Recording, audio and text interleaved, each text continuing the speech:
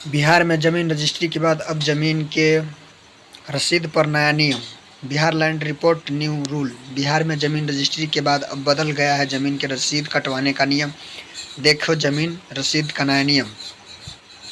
Bihar land report new rule. Bihar सरकार की तरफ से जब से जमीन रजिस्ट्री में नियम बदला हुआ है तब से बिहार में ज़मीन की रजिस्ट्री की संख्या में कमी काफ़ी देखी गई है। लगातार बिहार सरकार के घाट भी हो रही है। पहले जहां ज़मीन की रजिस्ट्री 500 से 600 होते थे, वहीं अब ज़मीन की रजिस्ट्री 10 से 15 हो रहे हैं। आपको बता दें कि ज़मीन रजिस्ट्री के नियमों के बाद बिहार सरकार की तरफ से ज़मीन की रसीद कटवाने का भी नियम लगाया गया है। आइए जानते हैं बिहार सरकार के ज़मीन के रसीद को लेकर क्या है नियम।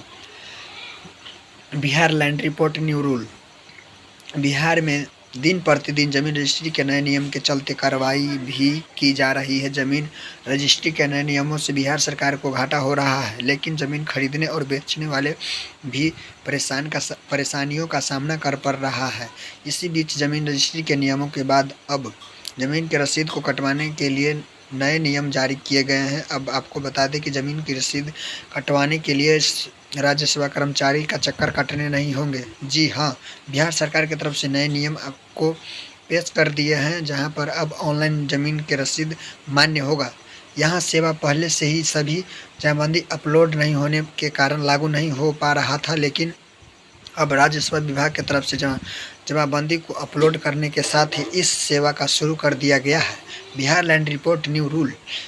बता दें कि राज्य सभा भूमि सुधार विभाग ने अब ऑनलाइन रसीद काटने की प्रक्रिया बंद करते हुए ऑनलाइन रसीद को मान्य कर दिया गया है। वहीं अब रसीद ऑनलाइन ही मान्य होगी।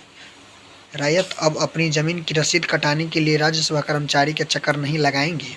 जमीन मालिक अब बिना अंचल कार्यालय या राज्य सभा कर्मचारी के कार्यकर्ता गए बिना ही अपने रसीद को ऑनलाइन कटा पाएंगे। इसके अलावा ऑनलाइन कटाए गए रसीद को मान्य होगा।